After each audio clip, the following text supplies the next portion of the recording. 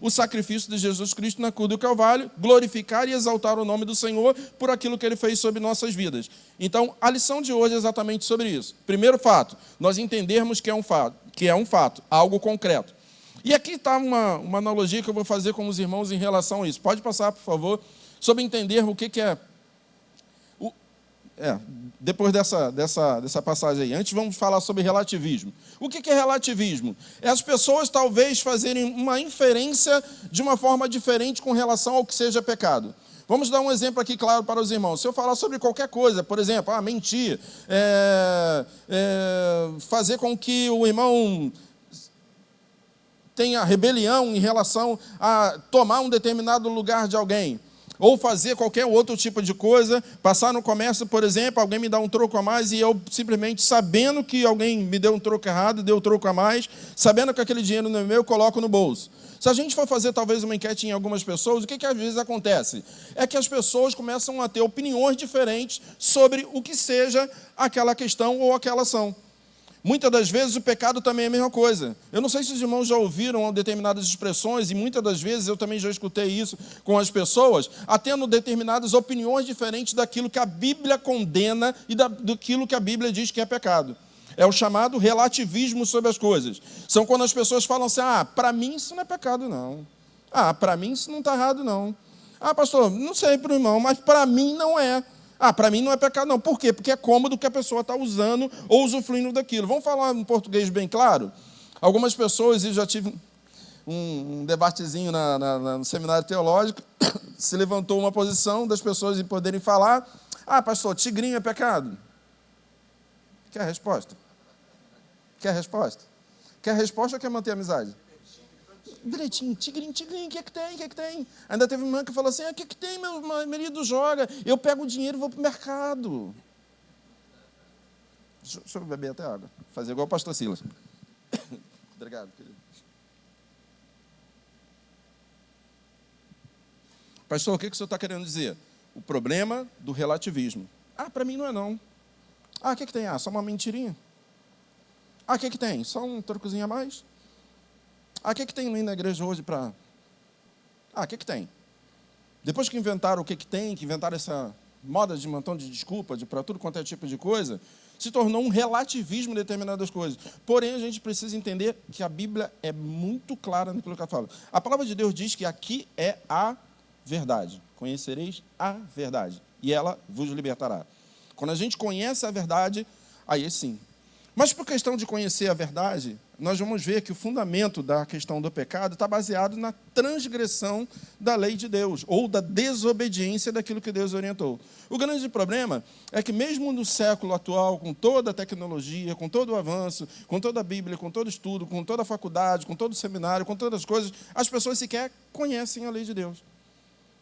Um versículo muito claro, que é muito repetido toda vez quando se fala sobre estudo, é porque meu povo erra porque lhes falta o conhecimento. A falta de estudo faz com que as pessoas não compreendam as coisas. E como é que a gente vai entender quando a gente está transgredindo a lei de Deus se a gente não conhece a lei de Deus? A lei de Deus, dada a partir de Moisés, primeiramente foi dada por Deus, os 10 mandamentos, depois foi dada através de Moisés. E é atribuída a Moisés porque ele era o grande libertador daquela época. Não obrigatoriamente foi ele que escreveu todas as leis. E eram 613 leis. Quem já leu as 613 leis? Você levanta a mão. O pastor não vai olhar para trás. Não olha. Lá na igreja já perguntei a mesma coisa. Às vezes a gente desconhece. Quantas vezes a gente já leu o livro de Levítico? Quantas vezes a gente já leu as promessas de Deus, a palavra de Deus em relação ao seu povo ou à sua igreja? O desconhecimento faz com que, às vezes, a gente considere, às vezes, dentro da inocência, o relativismo do que seja o pecado.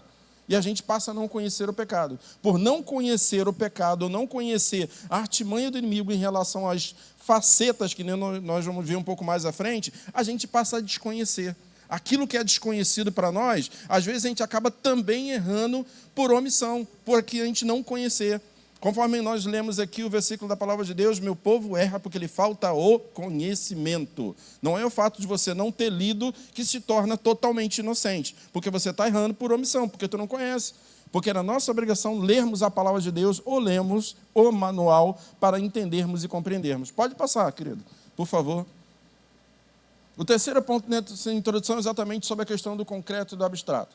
Quando a gente passa determinadas coisas que a gente passa desapercebido. O mais importante no culto, o mais importante para a minha vida espiritual, o mais importante depois que agora eu sou batizado, é estar na igreja, é louvar o Senhor, é pular, é cantar, é salmodiar o Senhor conforme está nos louvores, é ser batizado no Espírito Santo, é ter a palavra, está aquele negócio todo, mas nós vivemos no mundo. Deixa eu trazer uma informação aqui para você. A gente não vive 24 horas por dia dentro da igreja, a gente vive no mundo. A gente precisa sair daqui para poder se alimentar, para poder trabalhar, para poder estudar, para poder ter relacionamento com outras pessoas e por aí vai. E o mundo, a palavra de Deus afirma que ele jaz no maligno. E o maligno tem a intenção clara de fazer com que eu e você e todos nós venhamos a pecar. Porque ele quer que nos tirar da glória de Deus ou da promessa de Deus de nos levar para o céu.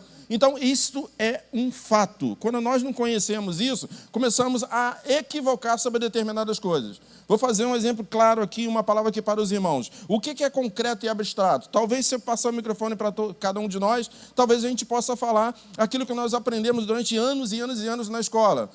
O que é abstrato? É algo que a gente não pode ver. O que é concreto? É algo que a gente possa tocar. Será mesmo que concreto é somente aquilo que a gente pode tocar? Então, vou perguntar, o Espírito Santo é concreto ou abstrato? Ficou na dúvida? Concreto ou abstrato? Mas a gente pode tocar? Mas é concreto. O problema é que, não só, anteriormente nós falamos sobre relativismo, o problema é as informações, a maneira como são passadas ou como são classificadas ou a maneira como nós aprendemos as coisas. Não é abstrato, o vento é a mesma coisa. Ele é concreto, mesmo que a gente não possa tocar, mas a gente já aprendeu isso desde a escola. Eu, pelo menos, não sei se mais alguns irmãos também aprenderam isso. Desde a época que eu estava no primeiro, segundo grau, a mesma coisa. Aprendi, concreto é aquilo que você pode tocar. Eu posso tocar nessa caixa, então a caixa é concreto, mas aquilo que eu não posso tocar é abstrato. Sério mesmo? Será mesmo? A gente precisa, muitas e muitas das vezes, à luz da palavra, questionar muitas coisas. Por que eu estou falando isso? Porque muitas das vezes vão falar para você, isso não é pecado, não. Será mesmo? O que a Bíblia diz? O que a palavra de Deus diz? Será mesmo? Será que muita gente não está falando para vocês determinadas coisas, dizendo para vocês que é abstrato o pecado? Que o pecado simplesmente não existe? Porque para o mundo ele quer entender assim, ele quer compreender assim. Veja que a informação, veja que a ilustração que normalmente, o ensinamento que se traz para o mundo é bastante interessante, e eu sempre uso essa ilustração aqui como referência. Vocês já viram determinados desenhos animados? Tem sempre alguém mal, né, ou alguém um pouco mais perverso, um pouco mais eufórico lá tentando, né, combater uma outra pessoa, um outro personagem. E aí ele corre para poder colocar, vamos lembrar aqui um bem fictício, Papaléguas, ou Pernalonga, ou outro qualquer parecido. Vem sempre um coiote tentando combater ele e aquele negócio todo. Aí ele começa a pegar um carro, começa a pegar um veículo, seja lá como for, aí ele chega, perde o controle, bate numa árvore, o que acontece? Vem as asinhas e vai para o céu. Será? Na mente do ser humano, na mente do mundo, é que todo mundo vai para o céu. Então não tem pecado, não tem condenação. As pessoas hoje em dia ficam falando determinadas ilustrações aí, como determinadas igrejas e colocações, até dentro do lado desse sopa de letrinhas aí, para querer dizer, não, mas Deus é amor. Ele é, mas é só isso? A palavra de Deus diz que ele é muito mais do que isso. Fazer uma partição sobre Cristo em relação para poder ter entendimento, para ter compreensão sobre a nossa vida, é limitar demais o poder de Deus ou limitar demais a essência de Deus e quem Deus é. E quando a gente também faz isso da mesma forma com relação ao diabo e tudo aquilo que ele pode fazer em relação à nossa vida, a gente acaba tornando abstrato ou simplesmente invisível uma coisa que, na verdade, é um fato concreto e é algo real dentro da nossa vida e, principalmente, dentro da nossa batalha espiritual para que a gente possa entender, compreender. Quando a gente compreende de uma forma mais profunda, a gente passa a evitar muita coisa sobre a nossa vida. Pode passar, meu querido, por favor. A gente vai falar sobre negativismo. O que é o negativismo? Para o mundo, ele é um conceito religioso antiquado. Pecado é antiquado. Para o mundo, muita coisa é antiquado sobre a nossa vida. Quando falo principalmente aqui, nós temos várias faixas etárias aqui. Quantas vezes você já não ouviu sobre um determinado posicionamento seu, as pessoas falam assim, isso é antiquado, isso é quadrado demais, não faz isso não. Ou te induz a fazer uma determinada coisa, por quê? Porque o teu posicionamento em relação por aquilo que você aprendeu na Bíblia é antiquado demais para uma pessoa. Hoje, que vem uma das coisas que se torna antiquado, que é bem difundido, principalmente esses que estão aí direto no poder, falando sobre a questão da família. Família, formação, homem, mulher e filhos, é antiquado. Ou tentam incutir na nossa cabeça em relação a isso, que é antiquado demais nós tomarmos esse posicionamento ou se mantivermos nesse posicionamento, porque essas coisas são antiquadas para a nossa vida. Ah, tu não bebe não? Ah, que isso? Nem um golinho? Nem uma talasquinha? Como é que, sei lá, que eles falam? Como é que eles dizem por aí? É antiquado demais. E aí o antiquado demais faz com que se torne o pecado, na verdade, mascarado por algo que você vai se tornando um negativismo de que aquilo é pecado. E vamos ser bem sinceros, gente. A Bíblia diz que é pecado? É pecado. A Bíblia diz, não matarás? Não mata. A Bíblia diz, não roubarás? Não rouba. A Bíblia diz, não furtar? Não furta. Não adianta. A Bíblia está escrito, está escrito. Tem a confirmação, tem a palavra de Deus em relação a isso. A palavra de Deus é tão preciosa que Deus faz determinadas afirmações em determinadas coisas. Não sei se os irmãos pararam já para poder observar, pararam para poder entender em relação a isso. Na época de Jesus Cristo, na época do Velho Testamento, para fazer uma determinada afirmação que é inquestionável diante de Deus, ele faz uma repetição das palavras. Na verdade, na verdade. Na verdade, na verdade, te digo. E a partir dali, nada pode ser questionável em relação a Deus. Na verdade, até não tendo mesmo a repetição de Deus, mas sendo da palavra de Deus, não pode ser questionado em relação à palavra. Se a Bíblia diz, meu irmão, que é pecado, é pecado. Pode o mundo, pode seu coleguinha, pode qualquer tipo de pessoa que você tenha relacionamento, você tenha um bom entendimento, você tenha um apreço muito grande, você tenha uma consideração muito grande, mas se a Bíblia falou que é pecado, repitam comigo, é pecado. Se a Bíblia diz que é pecado, então toma o seu posicionamento em relação a isso. Pode passar, por favor. Como o mundo vê o pecado? O mundo não nega o pecado por acidente, ele nega por design. O inimigo sabe que ele nega o pecado e ele nega a necessidade de um Salvador.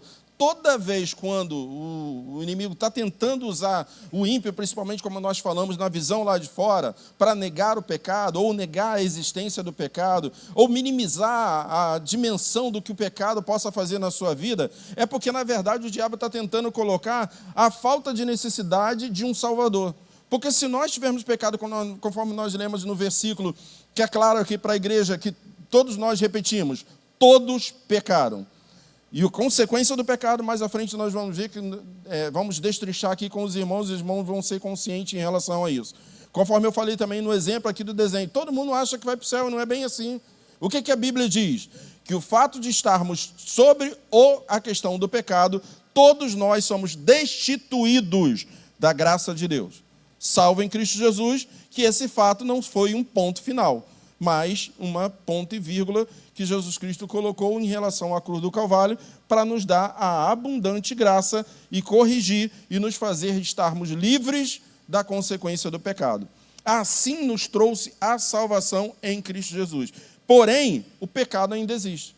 O fato de nós não querermos olharmos para ele, não queremos identificarmos, não queremos termos atenção ou interpretação de como ele se manifesta, de como ele se levanta, de como ele se ergue, como ele tenta a nossa vida, não nos faz sermos mais do que merecedores em relação a determinadas coisas e acharmos que estamos livres ou não sujeitos à observação, à influência do pecado sobre a nossa vida. Conforme eu falei, o fato de desconhecermos determinadas coisas não nos torna imunes para que esse algo não possa acontecer sobre a nossa vida.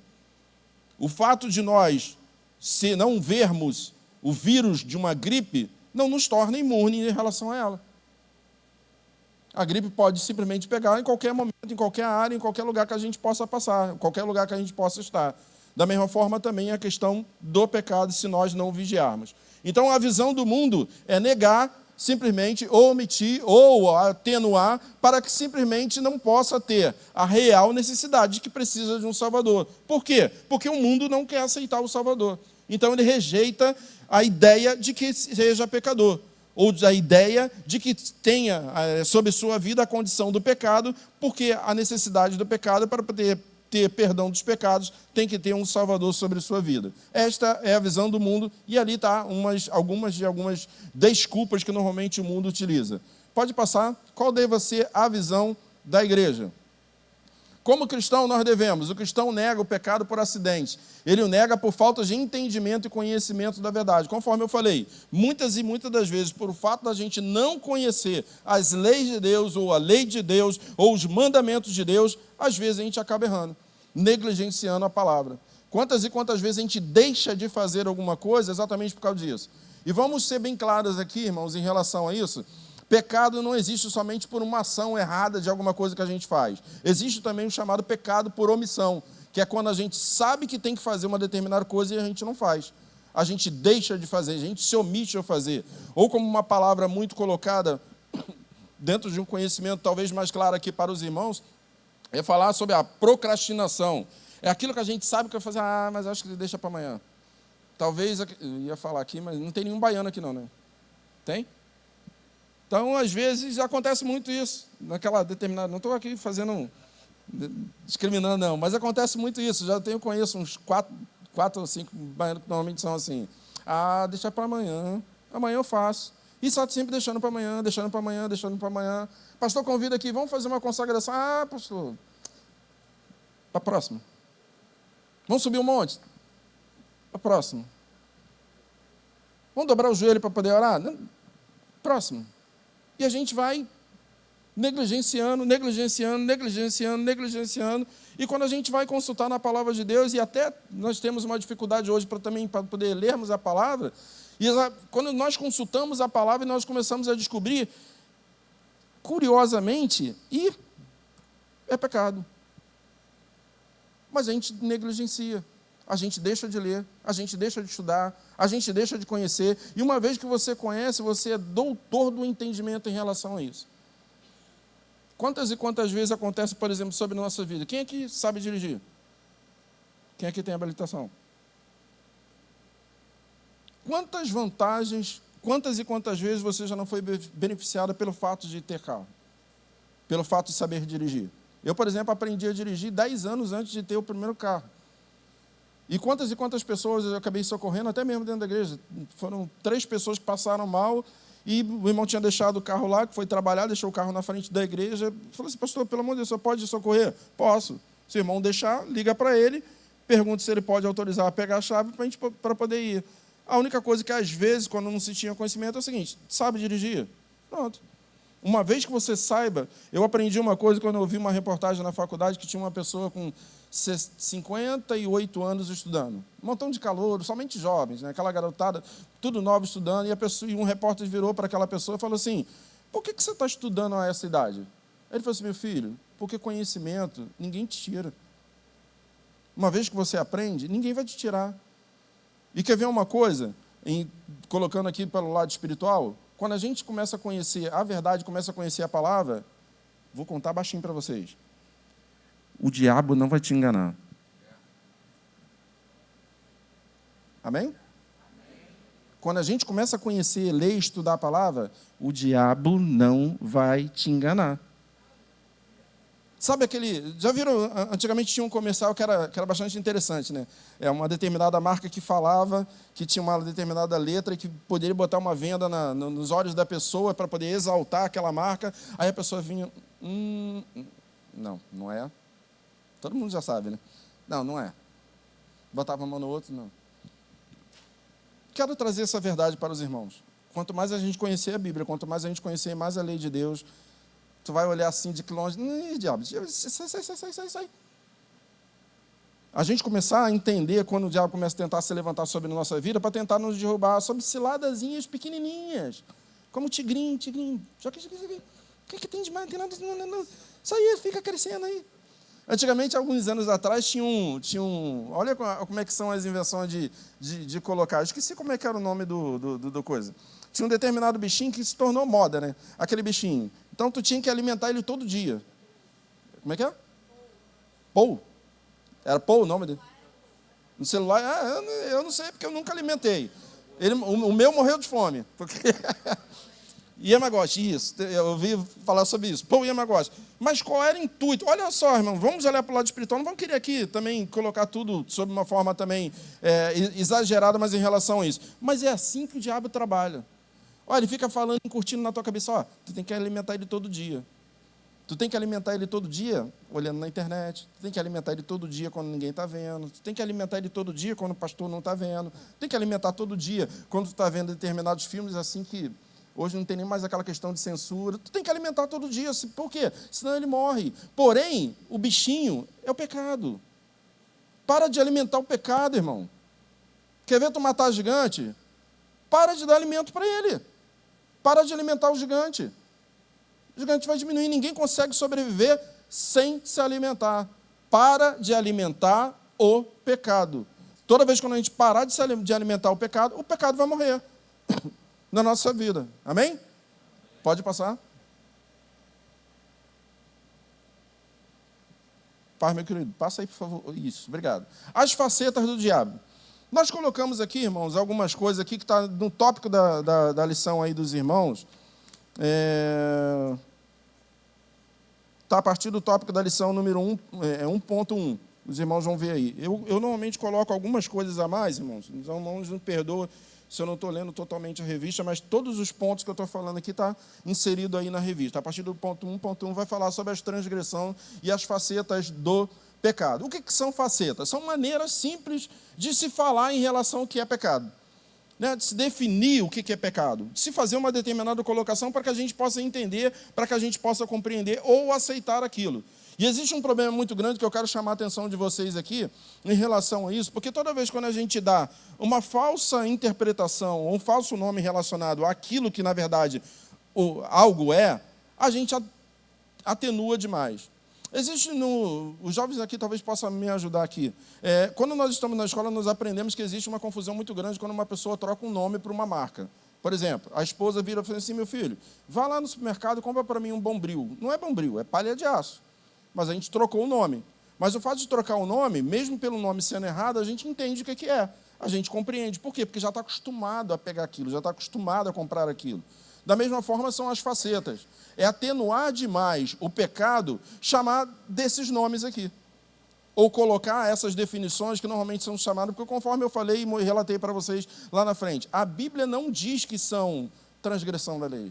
A Bíblia não diz que é errar o alvo. A Bíblia não diz isso. A Bíblia diz que todos pecaram. Pecado.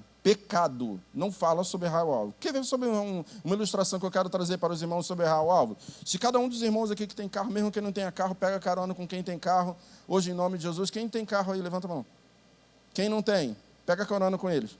Se eles pegarem o carro aqui na saída aqui agora, pegarem aqui essa avenida, qual é essa avenida principal aqui? Automóvel Clube. Pega o Automóvel Clube, no final, nós vamos dar de cara com a Dutra, certo? Aí eu dobro para a direita. Se eu dobrar para a direita, eu vou sair onde? Mais direto, até o final. São Paulo, certo? Só que eu quero ir para o Rio de Janeiro. O problema de atenuar, de falar sobre a questão de somente errar o alvo, simples de errar o alvo, eu errei o alvo. Mas para mim contornar, para mim voltar. Aí que vem a dependência de algo que não está mais no meu controle, e nem tampouco no carro. É a dependência de uma saída e de um retorno. Em relação ao pecado, a saída e o retorno é Cristo. Quando a gente atenua demais a questão do pecado, E qual é a solução? A solução é Cristo. Se a gente atenuar demais, é isso. E aí as atenuações são: errar o alvo. É somente uma transgressão da lei, é somente um desvio, é somente uma ilegalidade, é somente uma injustiça. E aqui estão algumas colocações que eu quero falar para vocês em relação qual é o erro dessa consideração. Entendam aqui os irmãos. Errar o alvo. Qual é o erro dessa faceta de colocar em relação a isso? É que quando erramos um caminho, dependemos de uma saída ou um retorno para o caminho, para o alvo, que nem nós falamos aqui. E no caso do pecado, o retorno para nós voltarmos para o verdadeiro alvo, para o verdadeiro objetivo, é Cristo. Então, se a gente atenua demais, a gente não entende em relação a isso. Transgressão é que quando tentamos convencer dos nossos pensamentos são melhores do que os desígnios de Deus.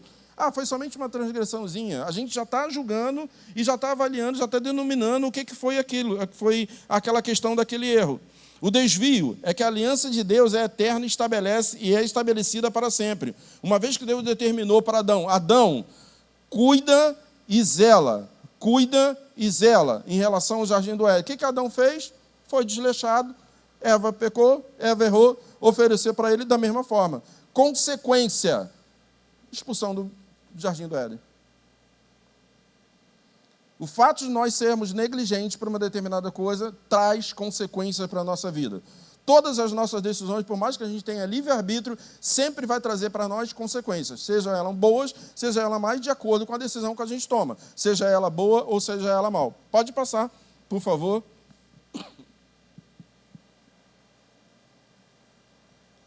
Definição. O que é pecado? As inúmeras definições sobre o que é pecado, porém, compreendemos, precisamos estudar a sua origem. E aqui queria um pouquinho da atenção dos irmãos para nós entendermos sobre a questão da origem do pecado. Pode passar, por favor. Precisamos entender que o pecado, que Deus, quando criou o mundo, criou de forma antagônica. Quem pode abrir para a gente aí Isaías 45, versículo 7, por favor.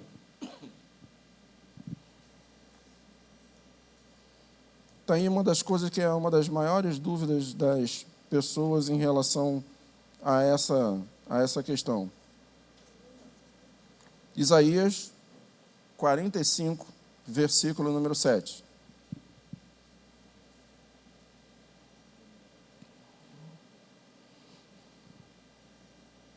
A Bíblia diz assim: eu formo a luz e crio as trevas, eu faço a paz e crio o mal, ou calamidade, ou iniquidade. Eu, o Senhor, faço todas essas coisas.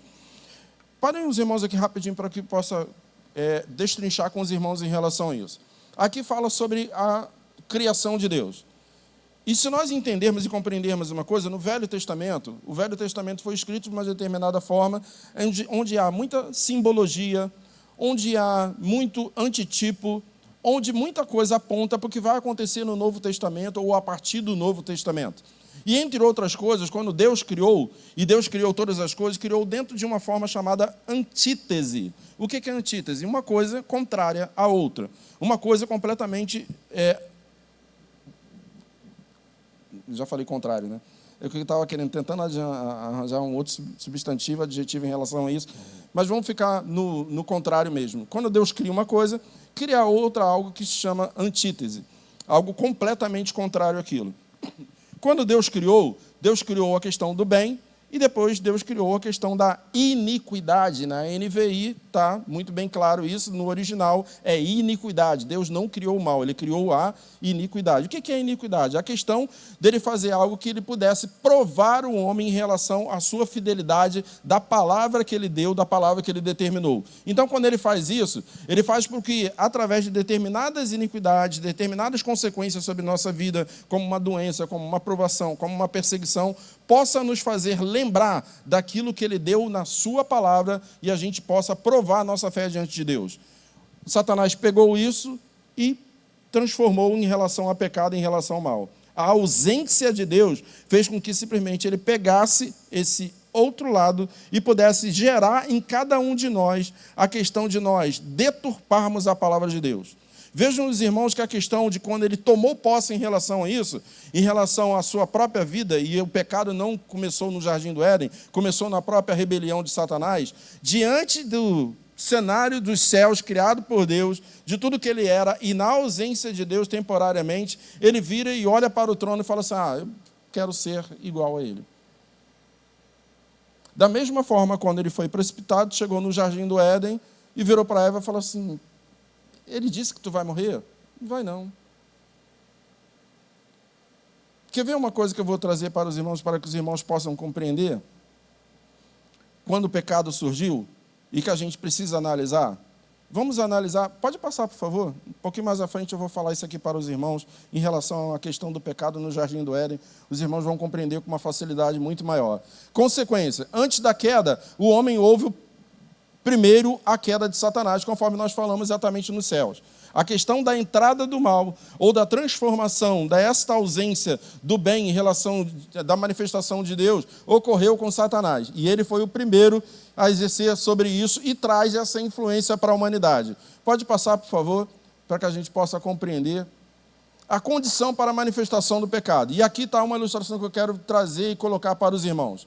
A manifestação da consequência do pecado, ou a manifestação do primeiro pecado, ocorreu no Jardim do Éden. E muita gente, nas outras lições anteriores, também nós falamos exatamente sobre isso, e tenho certeza absoluta que os irmãos também compreenderam. Jardim do Éden não era uma redoma onde o mal não entrava, ou o mal não poderia tentar gerar influência em relação ao homem. Vejam que no jardim do Éden estavam duas árvores. Quais eram as árvores? Do bem e do mal e da vida. As duas árvores estavam presentes no jardim do Éden. Estava o homem, estava a mulher. E a tentação veio para Eva através de quem? Da serpente, que foi usada pelo diabo. Então, dentro do mesmo lugar, também estava o diabo. No jardim do Éden, também estava lá. Porém, o período de inocência diante de Deus, quando nós não damos ouvido ao que Ele fala, nos coloca dentro de um período chamado da questão da inocência. A gente preza por escolher as coisas que são divinas diante de Deus. O que o diabo fez? Começou a tentar Eva em relação àquilo que Deus tinha falado. Primeira coisa que o diabo começa a falar, olha só, mas Deus não quis dizer isso não. E muitas das vezes a gente se engana muito com relação a algumas definições em relação a qual é a função do diabo, qual é a manifestação dele. Se eu perguntar para os irmãos, mas o diabo tem algumas funções definidas, o diabo veio para... Só que não. Esta é uma função do ladrão, não do diabo. O diabo veio para ser enganador, o diabo veio para ser mentiroso, pai da mentira. Ele veio para deturpar a palavra de Deus, ele veio para ser tentador, ele veio para ser acusador. Entre outros versículos, eu posso trazer aqui para vocês uns 15 versículos que na lição anterior nós compartilhamos com os irmãos lá na ministração na igreja. E aí, uma das coisas que o diabo mais coloca na cabeça das pessoas é exatamente isso. O diabo só veio para roubar, matar e destruir. Então, tudo aquilo que não é roubo, que não é para matar e que não é para destruir, você acha que não é o diabo. E é o diabo. Quando é uma enganação, quando é uma mentira, quando é uma deturpação, deturpar a palavra de Deus. O que ele fez Eva pecar? Ele simplesmente começou a chavecar no ouvido de Eva e falar assim, mas isso aí, certamente tu não vai morrer, certamente tu vai ser igual a Deus, certamente tu vai deturpar a palavra de Deus, fazendo com que ela desprezasse aquilo que Deus falou anteriormente. Deus deu uma determinação e deu uma ordem clara lá no Jardim do Éden. E aqui, irmãos, vamos ser bem claros, o Jardim do Éden nunca foi um espaço físico. Foi uma representação que Deus fez para poder trazer a questão da comunhão. Comunhão entre ele e o homem. Comunhão ali, face a face. Por isso que a palavra de Deus diz que na viração do dia, todos os dias ele falava com o homem face a face. Esta condição estava simplesmente plena até o momento que o homem deixou de ouvir ou atentar aquilo que Deus mandou fazer.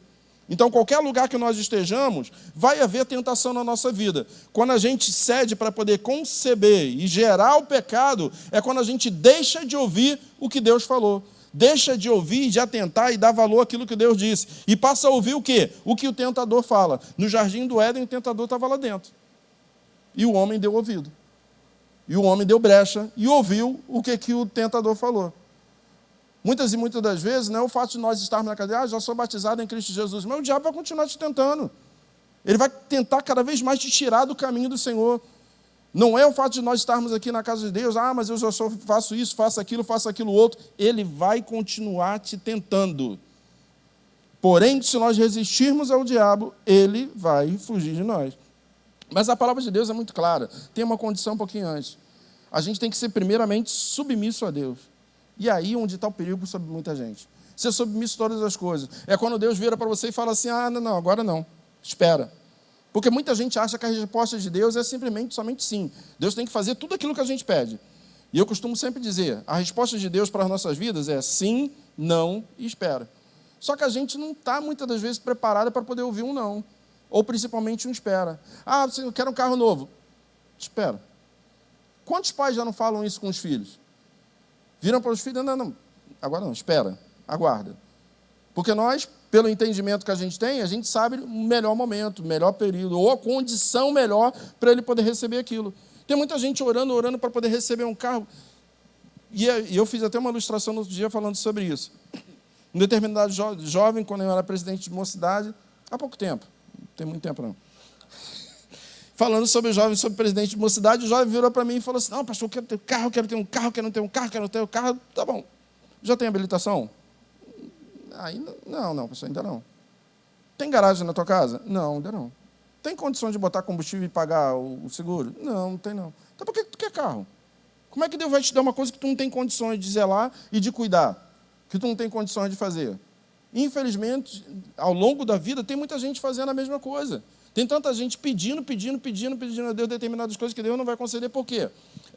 Tem um versículo da palavra de Deus que às vezes a gente não atenta muito. A Bíblia diz, pedis e não recebeis, por quê? E o pedir mal, no versículo seguinte, está dando exatamente sobre essa ênfase. Às vezes a gente pede para os nossos próprios deleites. E, na verdade, o deleite está aqui a questão do pecado. Porque, na verdade, quando o diabo foi tentar a questão da Eva, se vocês verem todos os adjetivos que estão relacionados, quando Eva se decidiu a participar do fruto, e vou repetir, participar do fruto, não é da fruta, não existe fruta, nunca existiu fruta, é o fruto, resultado de algo, resultado daquilo que se faz, resultado daquilo que se fala. Por exemplo, o resultado do meu casamento com a minha esposa, o fruto são 2 filhos que eu tenho, Priscila e Patrícia. É o fruto do meu relacionamento com ela. Então, fruto é isso. O que ele falou. E o que aconteceu? Eva cedeu. Entendo. Então é boa, é agradável, é desejável para poder ter entendimento. Foi isso que aconteceu. E muitas das vezes as pessoas estão dando ouvido. Irmão, não quer pecar? Quantos querem receita aqui para não pecar? Não dá ouvido ao que o diabo fala. Só que o diabo, lá no Jardim do Éden, se manifestou em relação usando uma serpente. Ele não mostrou a verdadeira cara dele.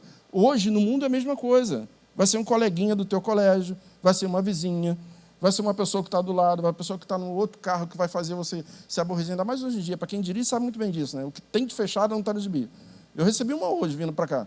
O cara, do nada, quase me jogou na calçada. Eu falei, vai com Deus, vai em paz. Irmão Iracho me convidou hoje para estar diante do púlpito, eu não posso pecar diante de Deus. E abençoei ele em nome de Jesus. O diabo vai tentar sempre manifestar determinadas coisas para que a gente possa dar ouvido. Não é bem assim, não. E assim a gente vai cada vez mais cedendo ao que o diabo vai falando. Vamos passando, por favor. Passa aí, meu querido. A realidade fatídica. Nós precisamos entender, conforme nós lemos lá no primeiro versículo, que nós ressaltamos para o irmão na introdução, é que todos nós pecamos. Isso é um fato. Fato de que todos nós pecamos. E muita gente também tem uma grande dificuldade em relação a entender isso. Para poder compreender isso, a gente precisa entender uma determinada coisa à luz da Bíblia. Eu quero mostrar isso para os irmãos aqui, para que a gente possa compreender para os irmãos. Pode passar, por favor. Passa aí, meu querido, por favor. Sem assumir e entender a doença, nós não damos o devido valor ao médico. Uma das maiores preocupações em relação à questão do estudo do pecado, armatologia ou soterologia, a gente precisa entender que o pecado é algo existencial, que é algo decretado, que é algo que realmente existe e a gente precisa evitar isso. Se a gente não compreender o que é pecado, a gente não vai dar valor à solução ou não vai dar valor ao médico que simplesmente veio para poder nos resgatar e simplesmente trazer a cura em relação à consequência do pecado, que é Cristo Jesus na cruz do Calvário. Conforme eu falei lá na introdução, se a gente não entender o que é pecado ou as consequências do pecado, a gente não vai dar o devido valor à cruz de Cristo. A cruz de Cristo, o sacrifício da cruz de Cristo foi simplesmente para poder corrigir esta falha que aconteceu na vida de todo ser humano. E aí muita gente tem dúvida em relação a isso, a querer colocar, quando se diz que todos pecaram. E eu vou falar aqui para os irmãos. Pode passar, por favor? Cada hora. A consequência do pecado veio trazer morte física, espiritual e a morte eterna. Esses são os 3 tipos de morte que aconteceu na vida do ser humano pelo fato do pecado ter entrado. Foi fazer o quê? A separação. Conforme eu falei, Jardim do Éden não é somente algo questão de ser considerado algo físico. Era algo propício para um relacionamento, propício para Deus poder falar com o homem. Era um ambiente propício para que você pudesse estar à vontade para falar com Deus e Deus também se sentia à vontade para poder falar contigo. Veja os irmãos que nós vamos colocar aqui uma ilustração rapidinho para os irmãos entenderem. Lá fora tem o mesmo ar que está aqui dentro. Porém, o ar daqui de dentro ele é condicionado. Passa por um condicionador de ar, e isso faz com que a gente tenha ou se sinta esse refrigério que nós estamos hoje aqui. Cada um de nós aqui, ao botarmos o pé daqui a pouco lá para fora, vamos sentir uma diferença, mas o ar é o mesmo. Da mesma forma era a questão do Jardim do Éden em relação à questão do pecado. O fato de Deus estar presente no Jardim do Éden não impediu que o homem tomasse uma decisão de não gerar a condição para que Deus pudesse ser a primazia e a palavra de Deus para ele pudesse ser simplesmente plena ou suficiente. Ele teve que dar ouvido a Satanás para poder simplesmente intentar dentro do seu coração os desejos da sua alma e os desejos do seu propósito. Tem um salmo que é muito claro, um dos versos de um salmo, que fala exatamente sobre isso. A palavra de Deus diz: bem sei que pensamentos tenho de vós, pensamento de paz, não de mal. E aí entra a vírgula, para vos dar o fim que esperais. O problema é o que a gente espera. O que a gente espera de Deus? Deus tem um pensamento de paz e não de mal. Deus tem um propósito para as nossas vidas. Deus tem um chamado para cada um de nós. Mas, vírgula, o que a gente deseja? O que a gente realmente quer? O que a gente realmente quer quando a gente entra dentro dessas portas para poder servirmos e adorarmos ao Senhor e dobrarmos nosso joelho e fazermos oração? Há um tempo atrás, eu escutei uma mensagem de uma pessoa falando exatamente sobre isso, não aqui na Advec, nem tampouco aqui na filial de Vila dos Teles, mas as pessoas, às vezes, dobram os joelhos, e você se sentar um pouquinho e parar para poder ouvir a pessoa, é somente me dá, eu quero, me dá. E, às vezes, até especifica para Deus como é que Ele quer. Eu quero assim, uma bicicleta tem que ser raiada, raiação dupla, cromada, tem que ser azul, tem que ter um guidão assim, tem que ter um pedal assim, tem que ter... E as pessoas especificam. Como se Deus estivesse lá em cima, tá bom, vou atender. O que realmente nós queremos em relação à obra? Será que realmente nós somos servos de Deus? Ou estamos aqui somente para poder fazer que Deus seja o nosso servo? Fazer e atender tudo aquilo que nós queremos, tudo aquilo que nós desejamos. E tem muita gente, não vamos se enganar com relação a isso. Quando Deus não atende, vai embora.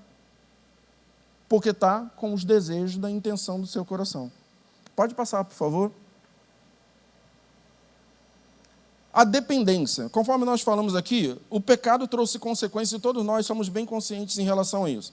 Porém, o resgate de Cristo Jesus foi uma das maiores coisas que aconteceram na nossa vida, e aqui eu até chamo essa ilustração sobre a peregrinação de Cristo para nos resgatar a esta mesma comunhão que tinha no Jardim do Éden. A salvação nada mais é do que, se nós formos simplificar aqui uma definição, a salvação é o resgate desta comunhão. Porque Deus quer falar comigo e contigo todos os dias na viração do dia. Esse é o desejo de Deus de falar com o homem. Nós vamos exemplificar isso nessas moradas temporárias de Deus que nós estudamos no trimestre passado. As moradas temporárias de Deus, elas ocorreram simplesmente, primeiramente, no Jardim do Éden. E aí o pecado entrou. Deus precisou expulsar, por quê? Porque a condição para poder estar dentro de um lugar onde Deus possa se manifestar, e Ele é santo, e Ele não habita no pecado, e o pecado estava no homem, um dos dois tinha que sair. Entre Deus e o homem, tchauzinho, filho. O pecado, você permitiu que o pecado entrasse, você está fora do local propício para que eu possa falar contigo todos os dias. E na ausência em relação a isso da saída do Jardim do Éden, mas Deus, com a sua vontade infinita de manter essa comunhão com o homem, fez com que transformasse isso, voltasse para o Monte Moriá. Toda vez quando Deus queria falar com o homem tinha que subir no monte, deixar as pagartas dos seus pés e subir ao monte, sacrificar, chegar lá em cima e Deus poder falar com ele. A representação disso nós vemos em relação à questão de Moisés. Moisés falava com Deus face a face. E Deus continuava mais uma vez com essa peregrinação de falar mais uma vez com cada um de nós face a face. Mas viu Deus que, a passado o tempo, pegou aquele povo, se transformou numa nação e fez com que ele peregrinasse pelo deserto. Então criou o santuário, através da questão da manifestação do santuário. No santuário, aquela coluna de fogo manifestava a presença de Deus, e ali a presença de Deus se colocava. Veja que Davi, quando fez o pedido de oferta, que Deus orientou para simplesmente poder construir o santuário, ele falou assim, eis que cada um vai dar conforme a sua vontade, e lá foi especificando ouro, prata, mirra, linho e outras coisas mais, porque eu quero construir um santuário, porque eu quero habitar no meio do povo. A intenção de Deus sempre foi habitar no meio de cada um de nós, estar próximo a cada um de nós, para poder falar conosco todos os dias e falar conosco na viração do dia. A comunhão de Deus sempre foi essa. Passado a questão de não estar mais num período temporário, Deus criou o templo, já fixo, num local onde simplesmente o povo de Deus já estava simplesmente reinando lá, com um local preparado ou escolhido por Deus, e então se tornou o templo. Do templo, houve a questão de passar por a questão da outra morada temporária, que era Cristo. O Espírito Santo de Deus sobre ele, e ele sendo o representante de Deus, o Verbo se fez carne, e a ação de Deus se fez presente, e em Cristo nós encontramos ali a presença e a manifestação de Deus. Porém, não era simplesmente necessário, ou era a intenção plena de Deus em relação a isso. Deus queria habitar em uma esfera um pouco maior. Deus construiu o quê? Templo do Espírito Santo de Deus para habitar no meio do seu povo. E aí ele nos constituiu como morada de Deus, templo do Espírito Santo, para que possa habitar dentro de cada um de nós. Vejam os irmãos, que a peregrinação de Deus é para que ele possa novamente reconstituir o quê? Aquela condição que foi perdida lá no Jardim do Éden. Ter condições de falar conosco. Não sei se já aconteceu com os irmãos. Quantas e quantas vezes pegou o carro, já aconteceu comigo, de pegar essa adulta para poder ir trabalhar, está ouvindo o louvor, está ouvindo o hino, Deus falando. Quantas e quantas irmãs lavando louça, lavando roupa, simplesmente foram batizadas com o Espírito Santo. Sabe por quê, irmão? Você é templo do Espírito Santo de Deus. Você é a morada de Deus. Deus instituiu mais uma vez aqui a questão da morada para poder estar conosco todos os dias. Aonde a gente colocar a planta dos nossos pés, se nós negarmos ou fugirmos da tentação do inimigo ou do pecado, nós seremos manifestação de Deus na nossa vida. Aonde você colocar o teu pé, o Espírito Santo de Deus, a presença de Deus vai se manifestar naquele lugar. Quantas vezes, eu não sei se já aconteceu com vocês, de chegar num determinado lugar, as pessoas estão contando piada, fazendo um montão de coisa absurda, falando um montão de besteira, abobrinha, até aquelas piadas de humor negro, você coloca o teu pé... Não, desculpa. Por quê? Você é o representante de Deus aqui na terra, você é embaixador de Deus aqui na terra. Você é representante de Deus, porque você é templo do Espírito Santo de Deus. Nós somos geração eleita diante de Deus. E Ele nos elegeu para que a sua presença possa se manifestar na nossa vida. E assim nós vamos concluir. Pode passar mais uma vez, por favor.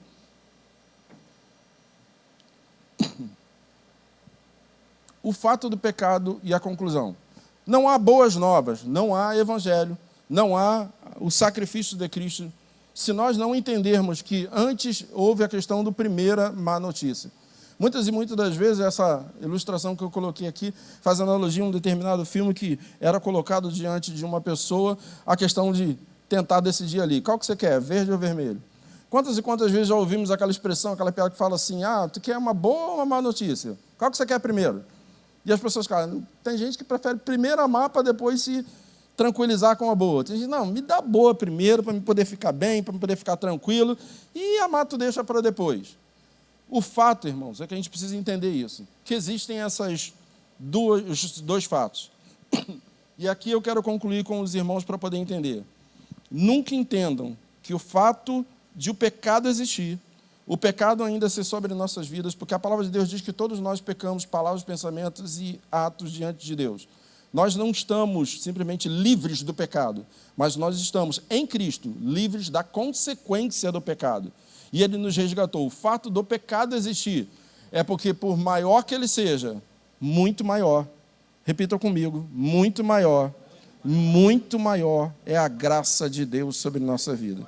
Por mais que seja um fato, por mais que seja evidente, por mais que pessoas consigam estar todos os dias tentando fazer você cair, por mais que o diabo fique tentando fazer com que você saia da presença de Deus, por mais que as coisas sejam desanimadoras na sua vida, por mais que as coisas possam simplesmente fazer com que você, às vezes, até perca a fé diante de Deus, se você acreditar na palavra, existe uma graça, a graça de Cristo Jesus, que entregou o seu Filho na cruz do Calvário, para que todos nós pudéssemos ter vida, e vida abundante em Cristo, para poder sermos glorificados nele. É somente nele que nós encontramos o refrigério, é somente nele que nós temos que permanecer na promessa, para que naquele dia possamos estarmos com ele por toda a eternidade, glorificando e exaltando o nome do Senhor. A consequência do sacrifício de Cristo é nos livrar da consequência do pecado. A consequência do pecado, conforme nós vimos, é morte. E morte é cessação de vida. Mas nele nós temos vida eterna, vida abundante, vida plena, com a água que jorra dos altos céus diante de Deus para poder nos trazer vida eterna em Cristo Jesus. 3 aspectos nós precisamos ter para nós encerrarmos. Aspecto em relação ao pecado: doutrinário, teológico e histórico. Pode passar, por favor. Doutrinário. Aqui olhamos para o que o pecado não é apenas fazer coisas erradas, é uma condição e uma afronta à lei de Deus. E qual é essa questão da condição? É porque enquanto ainda nós estamos nessa carne, a condição ela vai inclinar para as coisas que são pecaminosas, as coisas que são erradas. Esse é um fato que nós precisamos entender de uma forma doutrinária. Então, doutrinariamente, nós precisamos entender que o pecado existe. E o pecado vai nos tentar todos os dias a nos tirar da presença e do caminho do Senhor. O segundo, pode passar, por favor?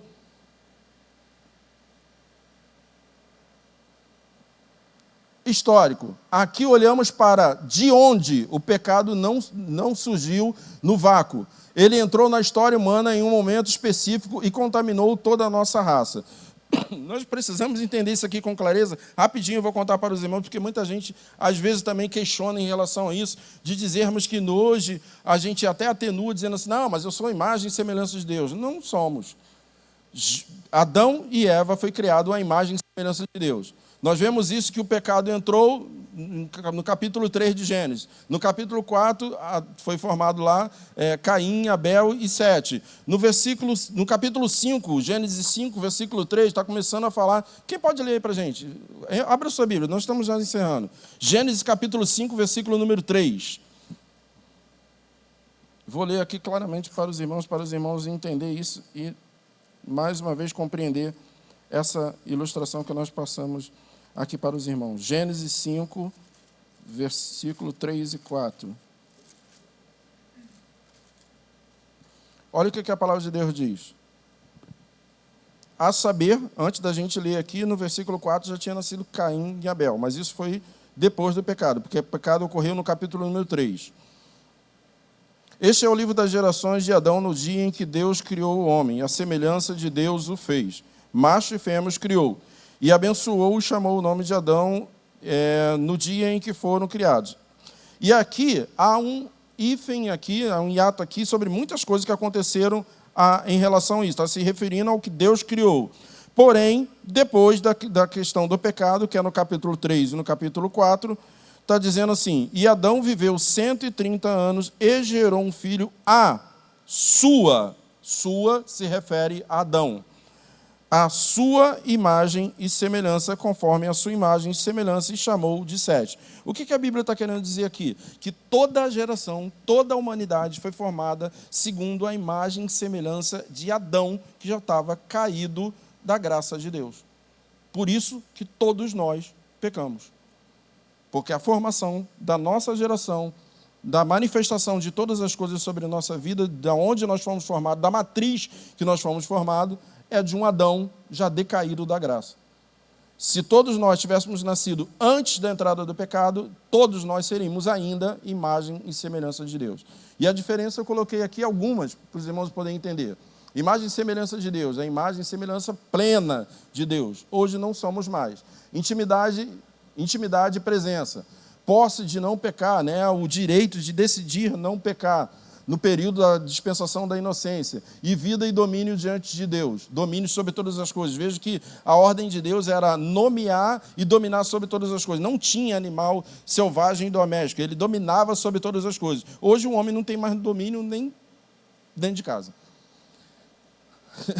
Imagem e semelhança de Adão, imagem decaída, e aqui passou a se gerar a questão da humanidade, conforme nós lemos aqui em Gênesis 5:3. Separação e medo, que é o que mais ocorre em relação à vida do ser humano, inclinação para o mal, morte e sofrimento. Esta é, infelizmente, a nossa geração.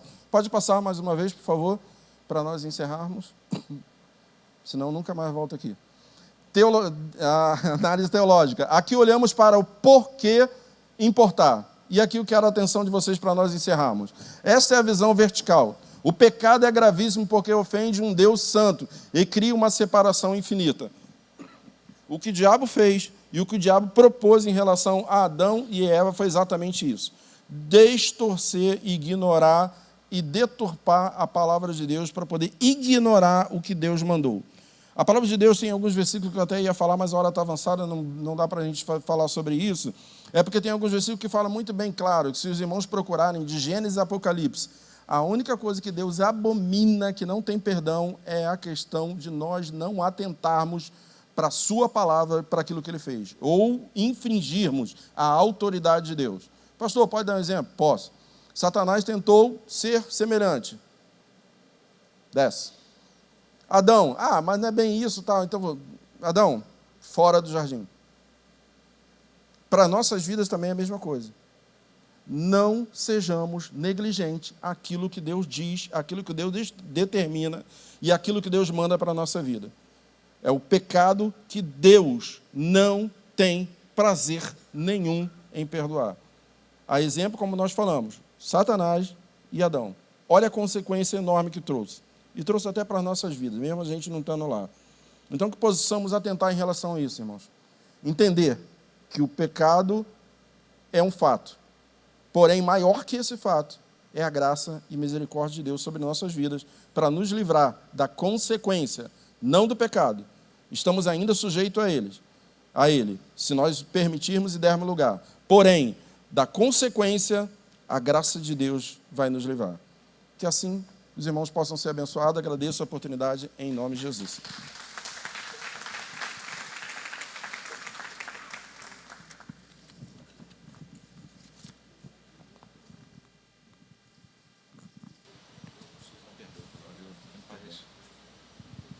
Paz de Cristo. Dava para ficar aqui mais uma hora, não dava? Assistir a aula. Se coloque em pé, por favor. Glória a Deus. Você foi abençoado pelo pastor Vladimir. Falei certo, pastor? Lá da nossa filial Posse. Você pode aplaudir o Senhor pela vida dele mais uma vez. Glória.